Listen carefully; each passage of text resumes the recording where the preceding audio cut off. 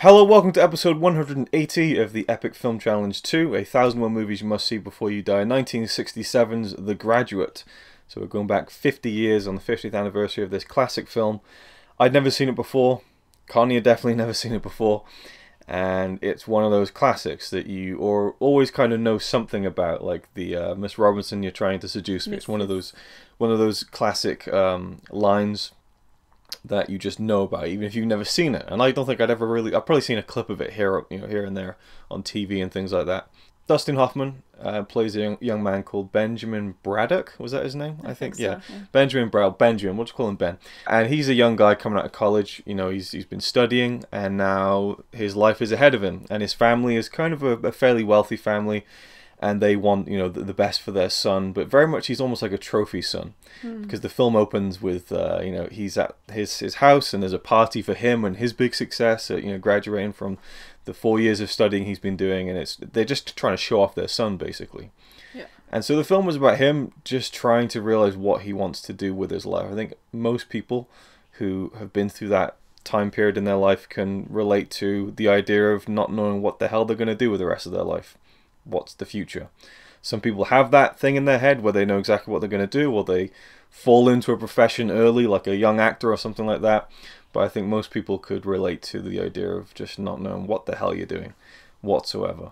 But the key to the plot is in the very opening scene of the film, when he gets seduced by an older woman who's a friend of the family. She's the wife of his father's partner in business.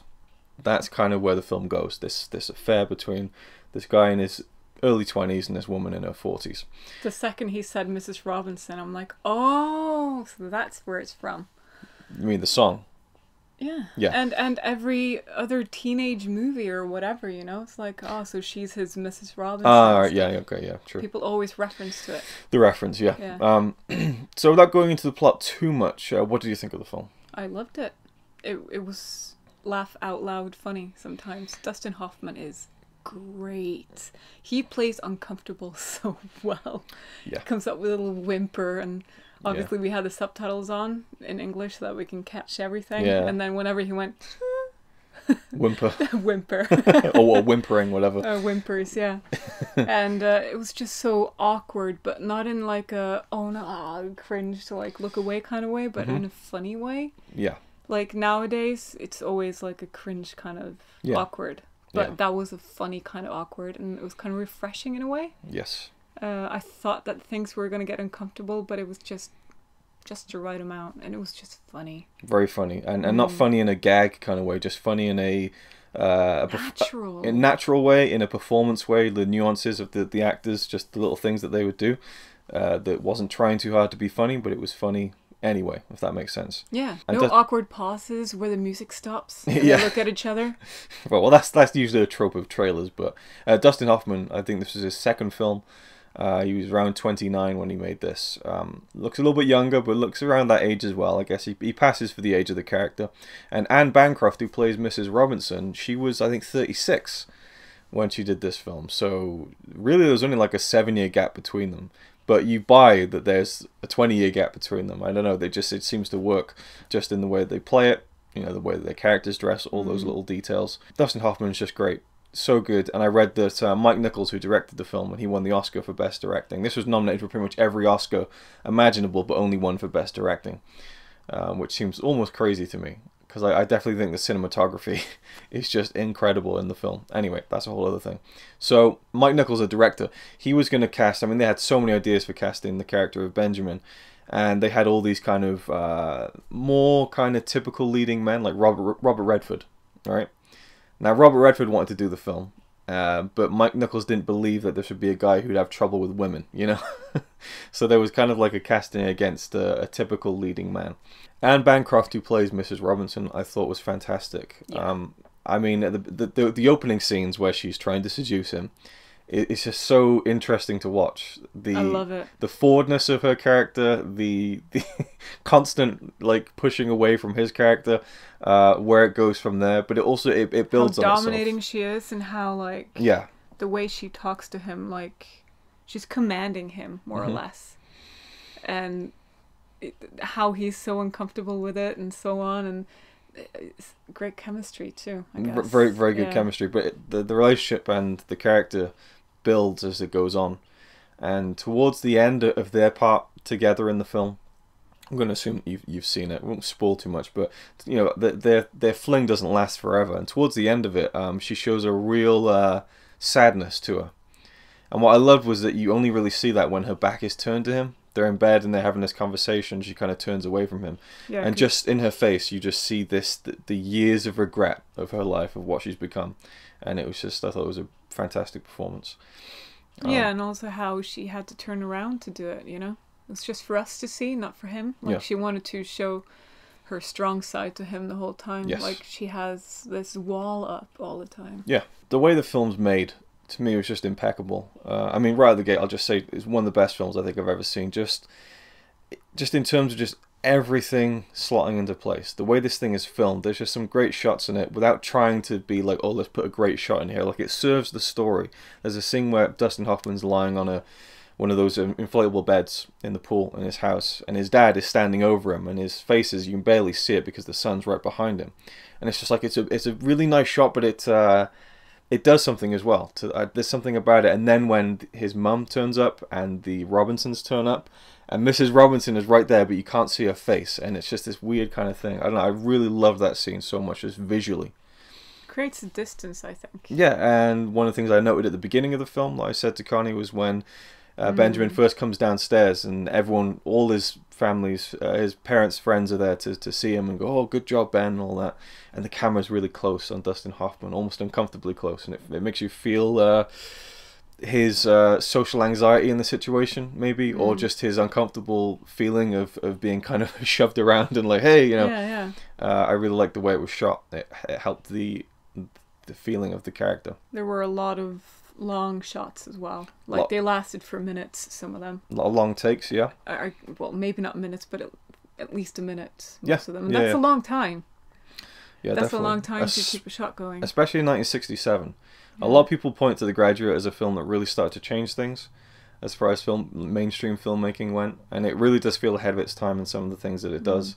The use of music, Simon and Garfunkel did a lot of songs for this. Yeah. The Sound of Silence was already a song, but a few other ones like Mrs. Robinson, that was used for the film. And in fact, the song Mrs. Robinson wasn't completed until the year after this film came out.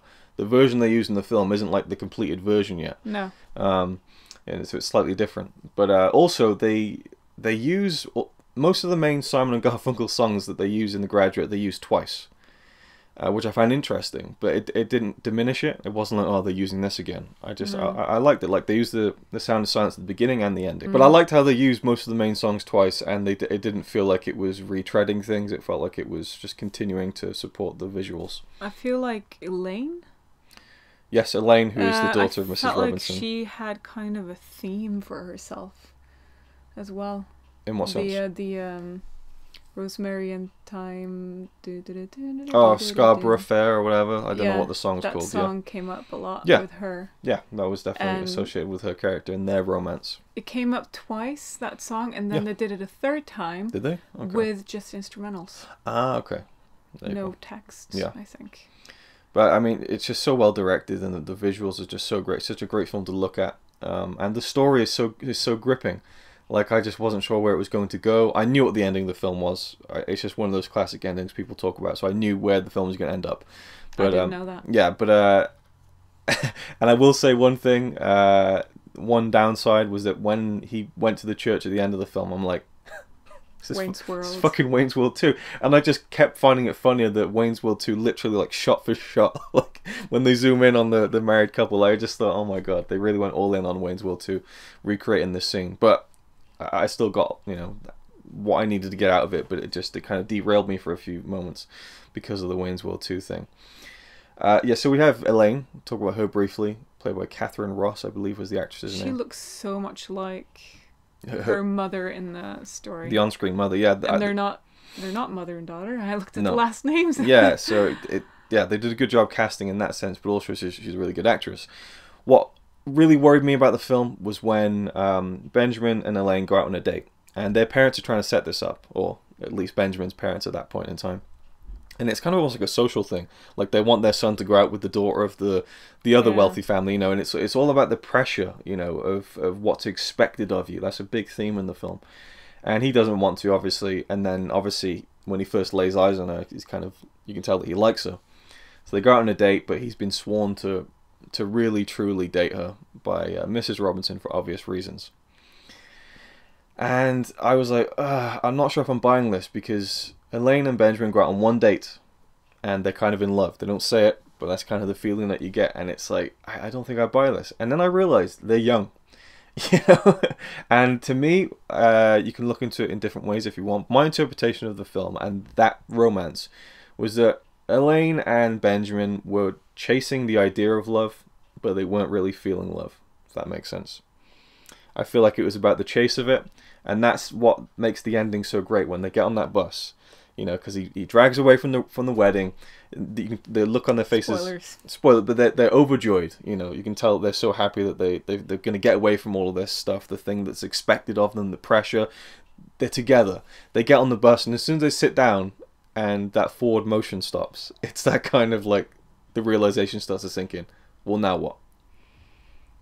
Because they were smiling at first, and then they're sat there for a while, and then they're like... It's a beautifully performed moment by both of them.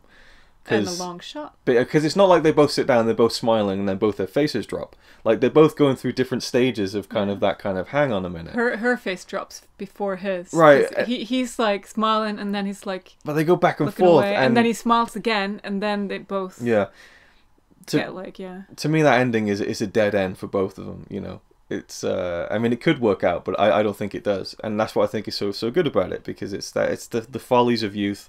And, you know, chasing things that you think that you want. And then, do you really want them? Why did I want this in the first place? You know? Because otherwise, to me, if that is really a true love thing and they're happily ever after, then it's a little bit weak. Because they didn't even really get a chance to know each other, as far as I can tell from the film. But yeah, so I thought it was fantastic. Anything else you want to add? I recommend it. You recommend it? Is it a film you should see before you die? Yes. Absolutely, yeah. It's... just a knockout classic. I can see why it's so highly regarded, and I'd heard from people who I trust that it was a great film, so I really was expecting it to be great, but I wasn't expecting it to be that great. Like, honestly, I really was so taken with it, and I had that kind of feeling inside me that was just kind of like, this is so good. Like, it's a rare feeling where you're so into it, and I think it balances the drama and the comedy very well, without over-forcing either side in a way. And yeah, I see why it's a classic. Yes, very much so. And there's probably more that we could talk about. So I recommend this one for everyone, like not just movie fans. Yes, just people of all ages, I think, should see this one. Yeah, and I was talking about it on Twitter, and someone was saying that the character of Mrs. Robinson was the most interesting to them, and so it was a shame that it focused on the two most boring characters. And I agree, Mrs. Robinson is the most interesting character, but I think she was used perfectly. You know, I think it's a good thing that you want to see more of her too. Exactly. That's exactly how I feel. A good movie leaves you wanting more. And I kind of like that Dustin Hoffman's character is a little bit boring, because who hasn't felt boring in their life? You know, I think most people feel that they're fairly ordinary, and so he's just kind of that everyman or every person you can kind of relate to in some way. There's not much going on, you know, but he's moving with what he feels, and again, chasing that idea of love, I think.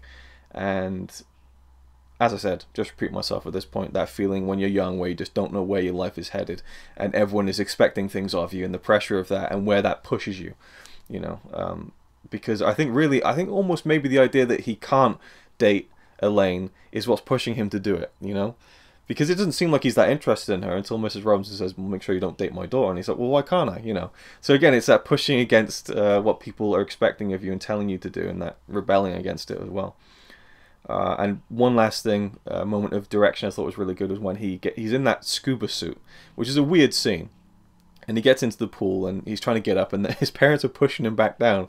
And it's very almost kind of like symbolic of stuff. And then he just sits at the bottom of the pool. And the camera just slowly pans back underwater, and it's just him isolated, you know, literally. It's almost a bit broad, but I really like that visual image of just showing where he is again. just submerged. Yeah, it in just shows like, how do you feel? I feel like this. Yeah, exactly. Right. It's like if you could describe exactly how we feel right now, and then just show that, and then it was like, okay. And yeah, it was great. And I love that the passing of time scene where it jumps from one shot, and then he's on the couch, and then he's on the bed, and then it keeps looping over into other scenes. Yeah, a really nice montage. Just music. Yeah, montage. Just music, no sound effects, and you just you see the progression of his relationship with Mrs. Robinson, and how he's changing as a character.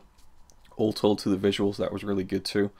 And there's something else. Oh yeah, there's a scene where he's on the inflatable bed in the pool, and I think his parents are like, "Oh, we're going to invite the Robinsons over," you know. And he just rolls into the water and goes underwater, and just look on his face is like, just shoot me. And like, you know, it's a sign of a great actor that you can kind of act underwater as well. Like, you know. No, because it was either he takes the daughter out or they invite all of them over. Yeah, so that's when he decided, I have to take the daughter out. Yeah. Because he couldn't have all of them over. Yeah. So, The Graduate, fantastic film. For me, it's one of those 11 out of 10s. Absolutely loved it. And it was great to see it on Blu-ray and all that kind of good stuff. So we'll leave it there. Thank you for watching. And we'll see you in the next one.